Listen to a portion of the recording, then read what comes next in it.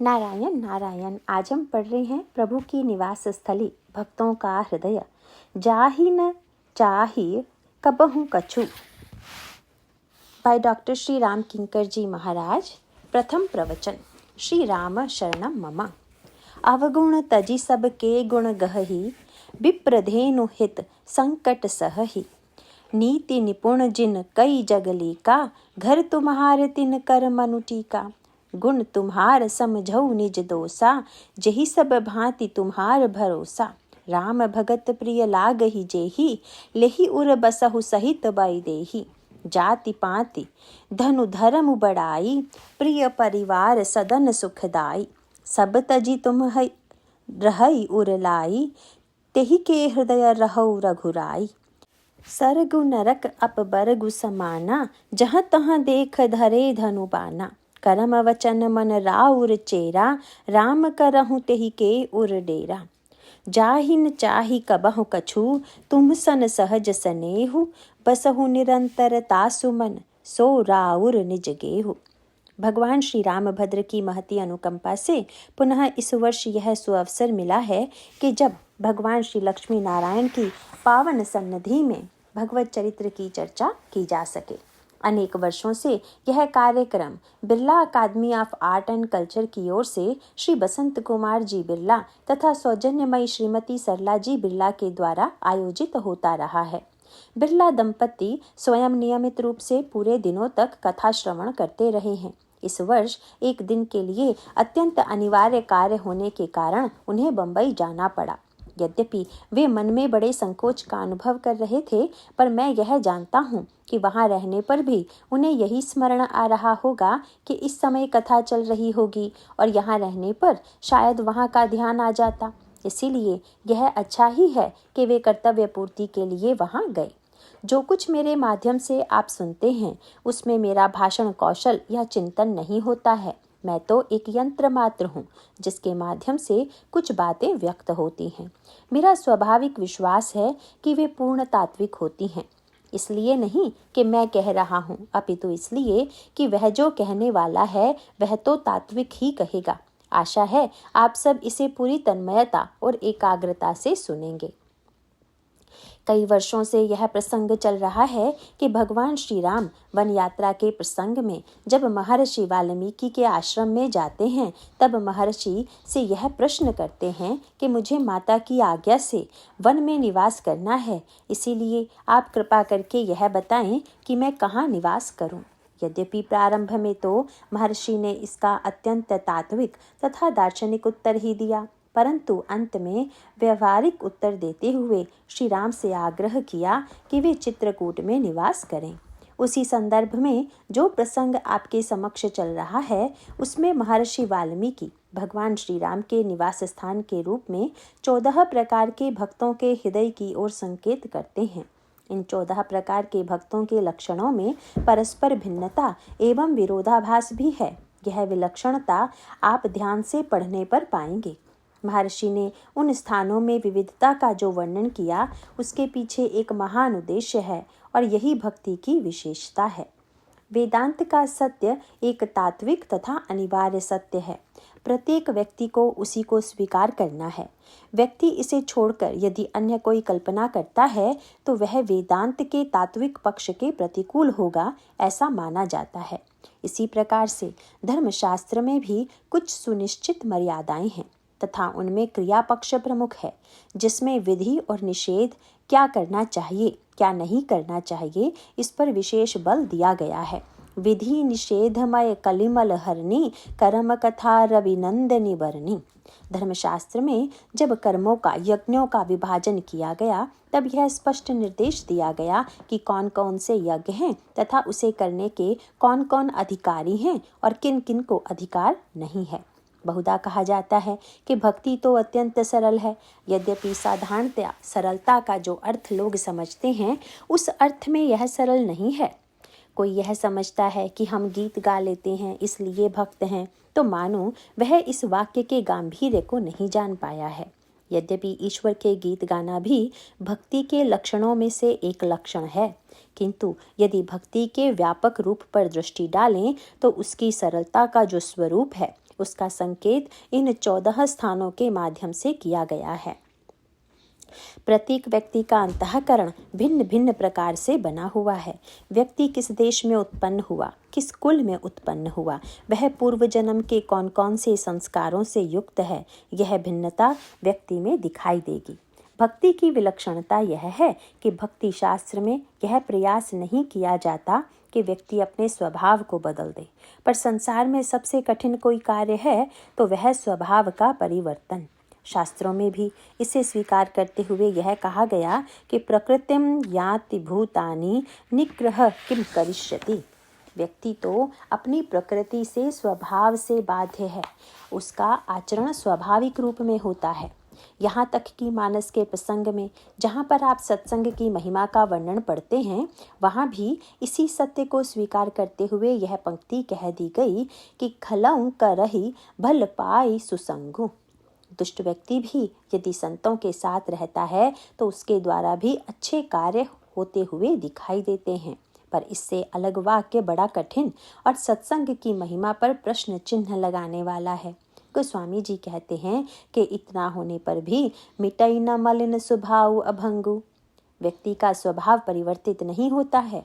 इसी सत्य का दर्शन आप मानस में मंथरा के चरित्र में पाते हैं।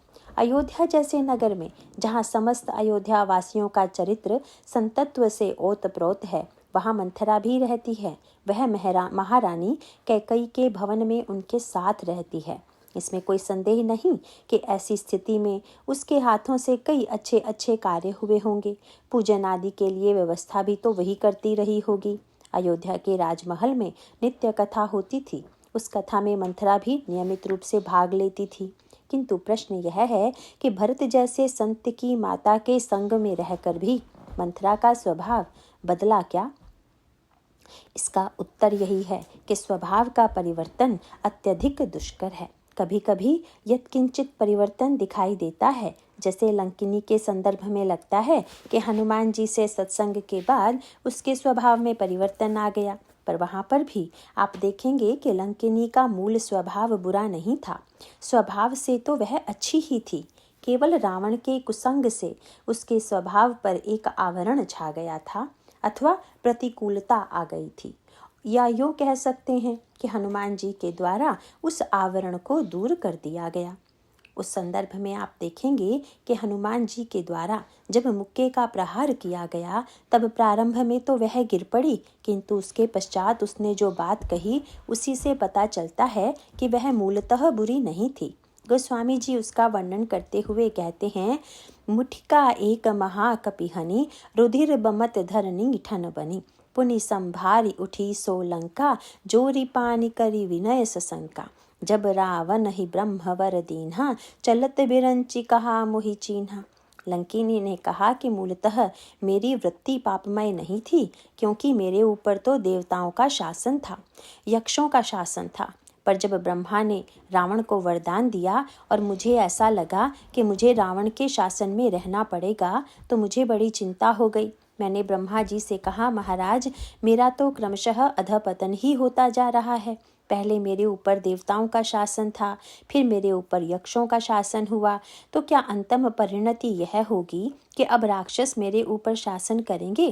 क्या मुझे क्रमशः नीचे से नीचे ही गिरते रहना है? ब्रह्मा जी ने सुनकर कहा, चिंता मत करो।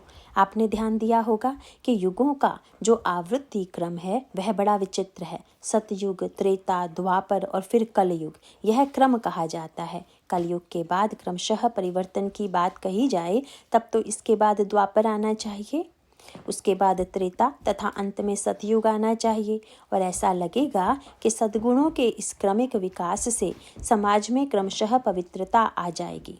पर जब यह बात कही जाती है कि कलयुग के तत्काल बाद सतयुग आ जाएगा, तो वह बड़ी अद्भुत सी बात हो गई। पर इसका तात्पर्य यह है कि घोर अंधकार के बाद जो प्रकाश होता है वह तो सूर्य का ही प्रकाश होता है। इसी की ओर इंगित करते हुए ब्रह्मा ने कहा कि तुम्हारा बहुत बड़ा कल्याण होने वाला है, क्योंकि रावण के शासन में रहने के बाद एक स्थिति आ जाएगी जब यहाँ पर श्री राम प्रविष्ट होंगे तथा लंका में राम भक्त का राज्य होगा। लंकिनी ने ब्रह्मा जी से पूछा, मुझे कैसे पता लगेगा कि वह शुभ अवसर आने वाला है? ब्रह्मा जी ने कहा, विकल हो सितय कपि के मारे, तब जाने सुनिश्चर संधारे। एक बंदर आएगा और उसके प्रहार से जब तुम व्याकुल हो जाओ, तब समझ लेना कि अब रावण का संहार होने वाला है। यदि विचार करके देखें तो यह बहुत बड़ा सूत्र है। प्रश्न यह है कि व्यक्ति के अंतःकरण में संस्कार अच्छे हों, किंतु वह यदि बुरे व्यक्तियों के संग में रहकर बुराइयों से घिरा हुआ प्रतीत होने लगे, तो उसके आचरण तथा वाणी से भी ऐसा ही लगे, तो फिर उसमें परिवर्तन कैसे होगा? किंतु ब्रह्मा जी कहते हैं कि जब बंदर के प्रहार से तुम में व्याकुलता आ जाए, तब परिवर्तन होगा। हमारे आपके जीवन में भी ठीक यही सूत्र है। हमारे जीवन में संतों की वाणी सुनकर जो व्याकुलता आती है, वह हमारे जीवन में एक परिवर्तन होता है। वही परिवर्तन मानो आवरण हट जाने की तरह का है। आवरण हट जाने पर लंकिनी बदली हुई दिखाई देती है। इसका अभिप्राय है कि अपवाद के रूप में भले ही किसी का स्वभाव बदल जाए, पर वस्तुतः स्वभाव बदलना बड़ा कठिन है, असंभव प्राय है। इस संदर्भ में यदि विचार करके देखें तो भक्ति शास्त्र की विशेषता यही है कि उसमें व्यक्ति के स्वभाव को बदलने की बात पर ज़्यादा जोर नहीं दिया जाता, अपितु उसकी तो मान्यता यह है कि जिस व्यक्ति का जैसा स्वभाव है उसी का उपयोग हो सकता है। गोस्वामी जी ने भगवान से प्रार्थना करते हुए कहा कि महाराज, काम ही नारी पियार जिमी, लोभ ही प्रिय जमीदाम, तिमि रघुनाथ निरंतर, प्रिय लागहु मुहि राम। आपके चरणों में मेरा प्रेम हो जाए। तब अगर विनोद में भगवान यह कह दें कि भाई यह तो बड़ा कठिन है, प्रेम भला इतनी सरलता से थोड़ी ही दिया जा सकता है, उस परिस्थिति में तुलसीदास जी कुछ और मांगने में भी संकोच नहीं करते। वे कहते हैं, कोई बात नहीं, यदि प्रेम नहीं तो फिर दूसरा पक्ष यह दे दीजिए कि अच्छी तरह से बिगड़ ही जाएं। बने तो रघुबर सो बनई, कई बिगड़े भरपूर। भगवान, आपके यहाँ केवल देवताओं का ही कल्याण नहीं होता, क्योंकि जब आपने रावण को भी मुक्ति दे दी, तो मुझे आप उधर ही ले लीजिए। मेरे मन में आपके प्रति विरोध की ही तीव्र भावना जागृत हो जाए और उस विरोध से ही मेरा कल्याण हो जाए, क्योंकि विरोध में भी तो व्यक्ति उसी का चिंतन करता है जिनके प्रति विरोध होता है। रामायण में यह लिखा हुआ है कि इंद्र ने युद्ध की समाप्ति के बाद भगवान राम से पूछा, महाराज मैं क्या सेवा करूं? प्रभु ने कहा, युद्ध में संघर्ष करते हुए वानर सेना मारी गई और अतः तुम अमृत वर्षा के द्वारा इनको जीवित कर दो। इंद्र ने आकाश में जाकर अमृत की वर्षा की। उसका परिणाम यह हुआ कि जितने मरे हुए बंदर थे वे सब जीवित हो गए, किंतु आश्चर्य यह हुआ कि वहां तो राक्षसों के मृतक शरीर भी पड़े हुए थे और उन पर भी अमृत गिरा, पर वे जीवित नहीं हुए। किसी ने कहा कि इसका अभिप्राय है कि जो बुरे व्यक्ति थे वे जीवित नहीं हुए और जो श्रेष्ठ व्यक्ति थे उन्हें पुनः जीवन दान दे दिया गया। पर यदि ध्यान से देखें तो यहाँ पर एक बड़ी अनोखी बात यह कही गई है कि जो श्रेष्ठ भावना वाले थे, प्रभु ने उन्हें जीवित करने का आदेश इंद्र को दिया और जो राक्षस थे, भगवान ने उन्हें अपने आप में लीन कर लिया, अपना ध्यान धाम दे दिया। किसी ने प्रभु से पूछा, महाराज आपका यह कैसा विचित्र न्याय है कि श्रेष्ठ व्यक्तियों को आपने जीवित कर दिया और बुरे व्यक्तियों को मुक्ति प्रदान कर दी। अगर उदारता ही करनी थी तो उन्हें भी जीवित कर देते या अधिक से अधिक स्वर्ग भेज देते। आपने उन्हें अपने में लीन क्यों कर लिया? प्रभु ने कहा, भाई यह तो लोक कल्याण के लिए भी आवश्यक है। देवता जीवित रहेंगे तो अच्छा काम करेंगे, पर राक्षस जीवित होकर न जाने क्या क्या कार्य करें।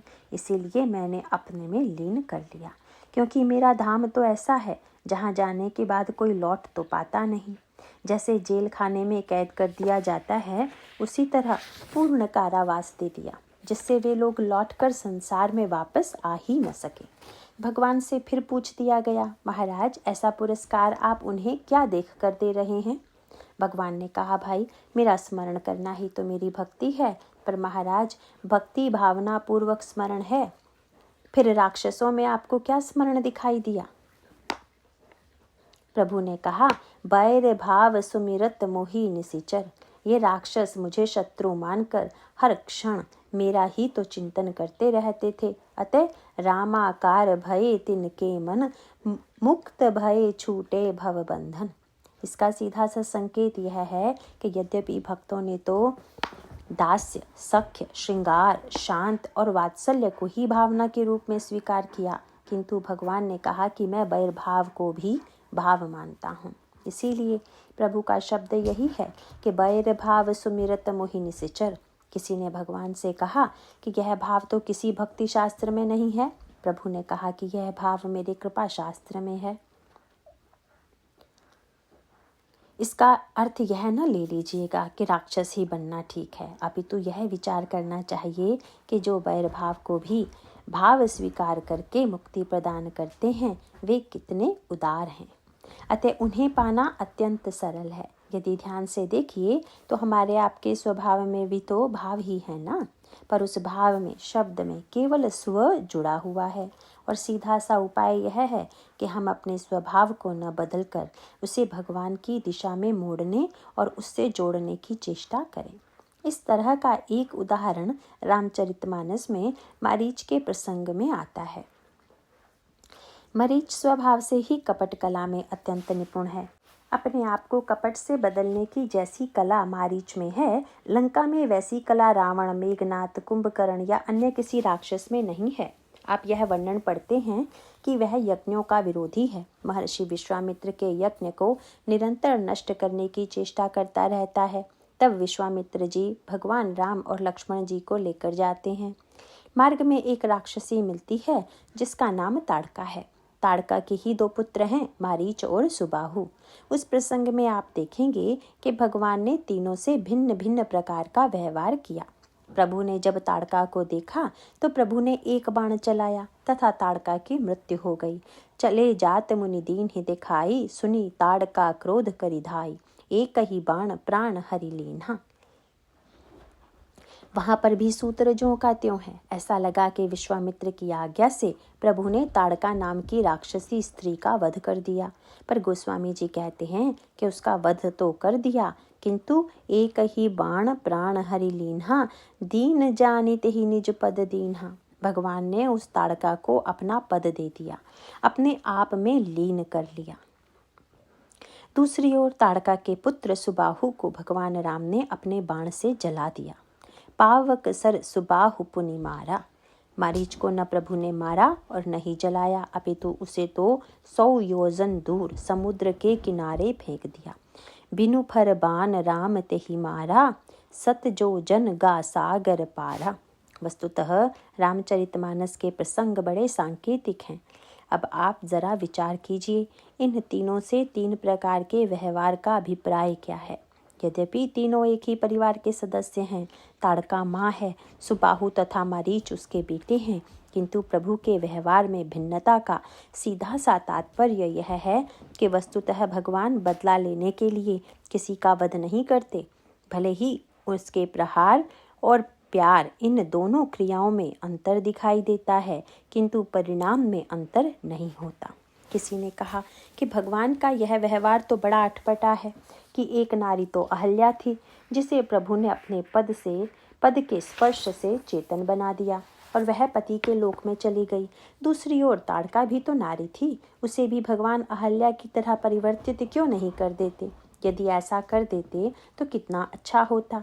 पर भक्त ने कहा कि ऊपर से भले ही ऐसा दिखाई देता हो कि एक का वध कर दिया तथा दूसरे को चरण स्पर्श से धन्य कर दिया, पर मूलतः दोनों को एक ही वस्तु की प्राप्ति हुई। आप जरा मिलाकर देखिए तो शब्द भी यही लिखा हुआ है कि अहल्या को जो पद मिला परसत पद पावन, वही पद ताड़का को भी प्राप्त हुआ, दीन जानित ही निज पद दीना। इस प्रकार केवल बाह्य क्रिया में ही भिन्नता दिखाई देती है, किंतु दोनों की उपलब्धि समान है। इसका अभिप्राय तो वही है कि जैसे 2 व्यक्ति डॉक्टर के पास जाएं, उनमें से एक को डॉक्टर मीठी दवाई दे दे और दूसरे रोगी से कहे कि तुम्हारी शल्य चिकित्सा होगी। इससे तो यही लगेगा कि डॉक्टर के व्यवहार में बड़ी भिन्नता हो गई, एक को मीठी दवा और दूसरे के ऊपर छुरी का प्रयोग। पर बुद्धिमान व्यक्ति जानता है कि डॉक्टर तो वस्तुतः दोनों ही व्यक्तियों को स्वस्थ करना चाहता है, चाहे वह मीठी दवा दे या छुरी चलावे। इसी प्रकार भगवान राम के व्यवहार में भिन्नता दिखाई देने पर भी उनकी कृपामयी दृष्टि सब पर है। जिसका कल्याण जिस प्रकार होगा, भगवान उससे उसी प्रकार का व्यवहार करते हुए दिखाई देते हैं। भगवान श्री राम ने ताड़का पर जब बाण का प्रयोग किया तो उसके लिए कहा गया कि एक ही बाण चलाया, एक ही बाण प्राण हर लीन्हा। यह एक ही बाण कृपा का बाण है। किसी ने कहा, महाराज आपने उसे अपना पद क्यों दिया? भगवान ने कहा, भाई यह तो लेन देन की बात है। उसके पास जो सबसे प्रिय वस्तु थी प्राण, उसने वो दे दिया। मेरे पास जो सबसे अच्छी वस्तु थी वह मैंने उसे दे दी। मानो भगवान श्री राम ने ताड़का कल्याण किया कृपा के द्वारा। पावकास्त्र अग्निबाण क्या है? इसके लिए कहा गया कि यह ज्ञान का बाण है। ज्ञान अग्नि करी प्रगट, तब कर्म शुभ शुभ लाए। सुबाहु वस्तुतः दुख का प्रतीक है। यद्यपि ताड़का रूपी दुराशा का वध तो प्रभु ने कृपा के द्वारा किया, किंतु सुबाहु के ऊपर पावकास्त्र के प्रयोग के पीछे प्रभु का तात्पर्य है कि दुख की समग्र निवृत्ति तो ज्ञानाग्नि के द्वारा उसे जलाने से ही होगी। भगवान श्री कृष्ण भी गीता में इसी की ओर संकेत करते हुए कहते हैं, ज्ञानाग्नि सर्वकर्माणि भस्मसात कुरुते अर्जुनः। ज्ञान की अग्नि ही समस्त शुभाशुभ कर्मों को भस्म करके सुख दुख से व्यक्ति को मुक्त कर देती है, क्योंकि शुभ कर्मों का फल सुख तथा अशुभ कर्मों का फल दुख होता है। त्रेता युग में इसी का संकेत प्रभु ने सुबाहु के प्रसंग में किया। भगवान श्री राम ने मारीच को न तो मारा और न ही जलाया, अपितु बिना फल के बाण के द्वारा उसे दूर समुद्र के किनारे पहुंचा दिया। गोस्वामी जी इसका आध्यात्मिक स्वरूप बताते हुए कहते हैं, सहित दोष दुख दास दुरासा। मारीच दोष है, यूँ कह लीजिए कि दोष युक्त मन ही मारीच है। उसे प्रभु ने दूर फेंक दिया। पढ़कर आश्चर्य होता है कि प्रभु तो दूर वालों को पास बुलाते हैं, किंतु यहाँ पास वाले को दूर क्यों फेंक दिया? पर अगर गहराई से विचार करके देखेंगे तो प्रभु ने उसे दूर नहीं किया, अपितु पास बुला लिया। लेकिन कैसे? जरा इस पर एक सूक्ष्म दृष्टि डालने की चेष्टा करें। रामचरितमानस में यह संकेत आता है कि भगवान श्री राम के बाण से मरीच समुद्र के किनारे जाकर गिरा तथा उसका संबंध बहुत वर्षों तक रावण से नहीं रहा। रावण को उसकी आवश्यकता भी नहीं थी, इसीलिए उसने उसके बारे में पता लगाने का प्रयास ही नहीं किया। पर जिस समय रावण के मन में सीता जी के हरण की इच्छा हुई, तब उसे मारीच की याद आई। मारीच रावण का संबंधी है, वह रावण का मामा है तथा कपट कला में बड़ा निपुण है। माता का भाई मामा होता है। रावण मोह है, ममता मोह की जननी है तथा उसका सगा भाई है दोषयुक्त मन। रावण मारीच के पास आया। यद्यपि मारीच ने उसका स्वागत किया, किंतु वह थोड़ा चिंतित भी हुआ। ये कहाँ से आ गए? रावण ने सब समाचार सुनाया। सुनकर मारीच ने कहा कि आपका राम से कोई परिचय नहीं है, पर मैं तो बाल्यावस्था से राम को जानता हूँ। उस समय जब राम ने मेरे ऊपर बाण का प्रहार किया था, मुनिमख राखन गयौ कुमारा, भिनु फर सर रघुपति मोहि मारा। तथा उस प्रहार का परिणाम यह हुआ कि सत जो जन आयौ छन माही। और जब मैं क्षण भर में समुद्र के किनारे आ गया तो जानते हो मेरी दशा क्या हो गई। बाण लगते ही मेरे मन में इतना भय, इतना आतंक छा गया कि भई मम कीट भृंग की नाई, जहाँ तहाँ मैं देखूं दो भाई। उसे तो बस 24 घंटे राम ही दिखाई देने लगे। भगवान राम ने उसके ऊपर कुछ अद्भुत कला का प्रयोग किया। वह कहता भी है कि मेरी दशा भृंगी कीट की तरह हो गई। ऐसी जनमान्यता है कि एक भृंगी कीड़ा होता है जो किसी दूसरे कीड़े को पकड़ लेता है और उससे तुरंत नहीं खा जाता, अपितु उसके सामने बहुत देर तक एक ध्वनि की आवृत्ति करता है। इसका परिणाम यह होता है कि वह दूसरा कीड़ा भी स्वयं भृंगी कीड़ा बन जाता है। इसी प्रकार मेरा अंतःकरण भी पूरी तरह रामाकार हो गया है और रावण तुम्हारा कल्याण भी उनके विरोध करने से नहीं होगा। यह तो हम जानते ही हैं कि जब दोष युक्त मन काम या लोभ आदि दोषों से युक्त होता है तो निरंतर उन विषयों का चिंतन करता रहता है। मारीच भी भय से निरंतर भगवान राम का चिंतन करते करते रामाकार हो गया। मारीच ने जब रावण को भगवान राम की महिमा के बारे में बताया तो रावण बिगड़ खड़ा हुआ। तुम गुरु बनकर लगे मुझे साधना का उपदेश देने। गुरु जिमि मूड करसि मम बोधा, कहु सठ मोहि समान को जोधा।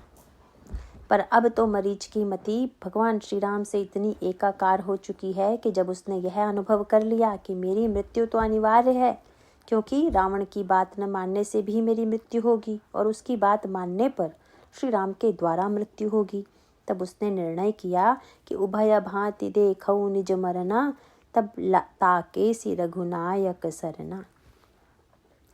मुझे श्री राम की ओर ही जाना चाहिए। क्यों? अरे मरना ही है तो इतनी यात्रा करने का कष्ट क्यों उठाते हो? किंतु मरीच ने कहा, नहीं नहीं, रावण की प्रसन्नता और रावण का क्रोध दोनों ही बुरे हैं, पर भगवान राम का क्रोध भी कल्याणकारी है। निर्बाणदायक क्रोध जाकर भगति अवसर ही बस करी, निज पानी सर संधानि सो मोहि बदी ही सुख सागर हरि। मेरा कितना सौभाग्य है कि जो क्रोध में भी मुक्ति छोड़कर कुछ और दे ही नहीं सकता, उसके हाथों मुक्ति प्राप्त होगी। तब मरीच मन ही मन भगवान की शरण में चला गया। शरीर से भले ही वह रावण के पास है, पर मन से भगवान राम के ही चिंतन में लगा हुआ है। वह तुरंत कपट मृग बन गया और जब चलने लगा तो मन अति हर्ष जनाब न देही, आज देखी हूँ परम स्नेही। मन ही मन प्रसन्न होकर चलता है। उस मरीच को भगवान श्री राम ने कितना बड़ा सौभाग्य दिया, कितना स्नेह दिया कि वे स्वयं उसके पीछे भागे। यद्यपि नियम यह है कि भगवान को पकड़ने के लिए साधक प्रयत्न करता है, पर आज तो भगवान ही उसके पीछे दौड़े चले जा रहे हैं। यद्यपि मरीच भी यही सोचकर चला था कि मम पाछे धर धावत, धरे सरासन बान, फिरी फिरी प्रभु ही बिलो की हूँ, धन्य नो मो सम आन। वह भाग रहा है तथा भगवान उसका पीछा कर रहे हैं। अंत में भगवान उस पर बाण का प्रहार करके उसे अपने आप में लीन कर लेते हैं। किसी ने प्रभु से कहा, महाराज लगता है आपका सिद्धांत कुछ बदल गया, क्योंकि आपने तो घोषित कर दिया था कि निर्मल मन जन सो मोहि पावा, मोहि कपट छल छिद्र न भावा। पर अगर कपटी मृग ने आपको पा लिया तो फिर सिद्धांत कहाँ सही रह गया? भगवान ने कहा, उसने मुझे कहाँ पाया, मैंने ही उसे पाया। वह मुझे नहीं पा सकता था, पर मैं उसे तो पा सकता था। उसका यह कपट ही उसकी निष्कपटता है। क्यों? जो व्यक्ति स्वभाव से ही कपटी हो पर निष्कपट दिखाने की चेष्टा करे, वह कपट है। पर उसका स्वभाव कपट का था और वह जैसा था जब उसी रूप में आ गया तो हम उसे भी स्वीकार करते हैं। भक्ति शास्त्र का अभिप्राय है कि व्यक्ति की स्वाभाविक वृत्ति, चाहे वह राग की हो या द्वेष की, श्रेष्ठ हो या निकृष्ट, जब वह भगवान की ओर मुड़ जाती है तो व्यक्ति धन्य हो जाता है और वह भगवान को प्राप्त कर लेता है। मानस में जब यह कहा गया कि भक्ति 9 प्रकार की होती है, या जैसा वाल्मीकि जी के प्रसंग में प्रभु के निवास के लिए कहा 14 प्रकार के भक्त हृदय बताए गए, तो मानो इसमें भी भक्ति के 14 प्रकार के रूप का ही संकेत है। यद्यपि महर्षि ने 14 स्थान बताए, पर कोई भी बात किसी व्यक्ति पर लादी नहीं गई, अपितु छूट दे दी गई कि जिसका जो स्वभाव हो उसके अनुरूप यह इनमें से जो स्थान चाहे चुन ले। और आप यह भी देखेंगे कि इस स्थानों में परस्पर कितनी भिन्नता है। एक और जहाँ यह कहा गया कि जाहि न चाहि कबहु कछु, तुम सन सहज सनेहु, बसहु निरंतर तासु मन, सो राउर निज गेहु। प्रभु जिसे आपसे कभी कुछ नहीं चाहिए, जो आपसे सहज प्रेम करता है, आप उसके हृदय में निवास कीजिए। दूसरी ओर कहा गया कि प्रभु प्रसाद सुचि सुभग सुबासा, सादर जा सुलह नित नासा। तुम ही निवेदत भोजन करही, प्रभु प्रसाद पट भूषण धरही। शीस नवहि सुर गुरु द्विज देखी, प्रीति सहित करि विनय विशेषी। करनित करहि राम पद पूजा, राम भरोस हृदय नहीं दूजा। चरण राम तीरथ चली जाही, राम बसहु तिनके मन माही। इसमें विधि, वस्तुओं और साधनों की ओर जो विस्तार पूर्वक संकेत किया गया। इस प्रसंग में आप यह भी पाएंगे कि किसी स्थान का वर्णन एक पंक्ति में आ गया, किसी का वर्णन 3 पंक्ति में आया, किसी का 5 पंक्तियों में, कहीं संक्षेप में वर्णन है तो कहीं उसका विस्तार है। और इसका उद्देश्य बड़ा सरल सा है। जब यह कहा गया कि जिसे आपसे प्रेम को छोड़कर और कुछ नहीं चाहिए, तो इसका संकेत है कि जो सहज प्रेम करने वाला निष्काम व्यक्ति है, उसके हृदय में भी भगवान रहते हैं। और भाई, सभी व्यक्ति तो ऐसे नहीं हो सकते।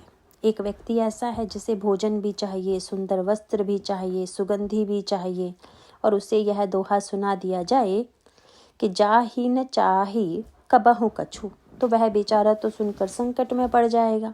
इसीलिए महर्षि वाल्मीकि कहते हैं कि आप परम निष्काम के हृदय में भी रहिए, किंतु साथ साथ प्रभु प्रसाद सुचि सुभग सुबासा, सादर जासु लहई नित नासा।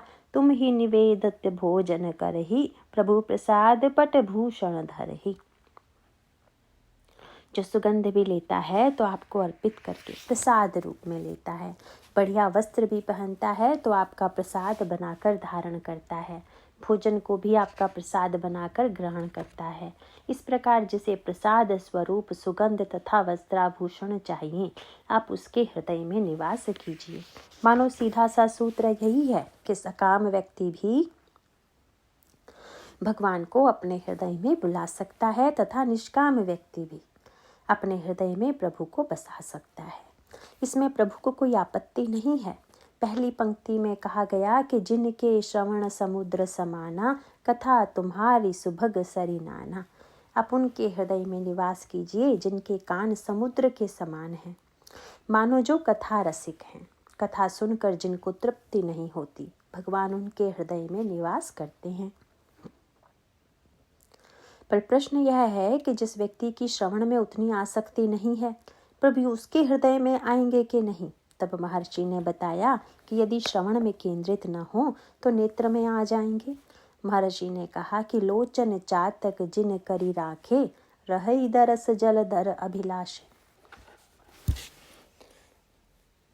जैसे चातक स्वाति नक्षत्र के जल को छोड़कर अन्य कोई जल नहीं पीता, इसी प्रकार से आपके सौंदर्य के लिए जो चातक बन गया है, उसके हृदय में निवास कीजिए। यहाँ पर मानो नेत्र चातक बन गए, पर अगर किसी में ऐसी अनन्यता की वृत्ति ना हो तो फिर क्या किया जाए। किंतु महर्षि ने उसके लिए भी उपाय बताते हुए कहा, मंत्र राजु नित जप ही तुम्हारा, पूज ही तुम्हारी सहित परिवारा। तर्पण होम करहि विधि नाना, विप्र जेवाई ते ही बहुदाना। जो धर्म और कर्तव्य कर्म का पालन करता है, उसके हृदय में भी आप निवास करेंगे। भगवान श्री राम 14 वर्ष की वन यात्रा में कहाँ कहाँ रहे, किस किस तरह रहे, इसे यदि ध्यान से देखें तो इसमें बहुत बड़ा संकेत आपको मिलेगा। भगवान श्री राम का पहला निवास निषाद राज के पास हुआ। निषाद राज ने प्रभु से निवेदन किया, कृपा करई पुरधारई पाऊं। आप कृपा करके मेरे पुर में चलिए। प्रभु ने कहा, मित्र तुम बड़े स्नेहवान हो, तुम्हें लगता होगा कि राम को घर से निकाल दिया गया है, अतः उसे अपने घर में ठहराना चाहते हो। उसने कहा, महाराज मैं जानता हूँ आपको ऐसी कोई आवश्यकता नहीं है, पर महाराज आप पधारिए। कृपा करई पुरधारई पाऊ, थापी जनु सबु लोग सिहाओ। निषाद ने अपनी प्रार्थना को अत्यंत भाव भरे शब्दों में रखते हुए कहा, प्रभु जैसे पत्थर को लोग महत्व नहीं देते, पैर से भी छू देते हैं, पर उसी पत्थर की जब मूर्ति बन जाए तो लोग पूजा करते हैं, उसी प्रकार से मैं चाहता हूँ कि मेरे पुर में चलकर आप मेरा भी घर मंदिर बना दीजिए, क्योंकि आप ठहर जाएंगे तो परिणाम होगा कि मेरी पूजा होने लगेगी। प्रभु ने कहा, तुम जानते हो पिताजी की आज्ञा नहीं है, पर यहाँ एक सुंदर सूत्र यह है कि उस रात्रि को भगवान फिर कहाँ ठहरे।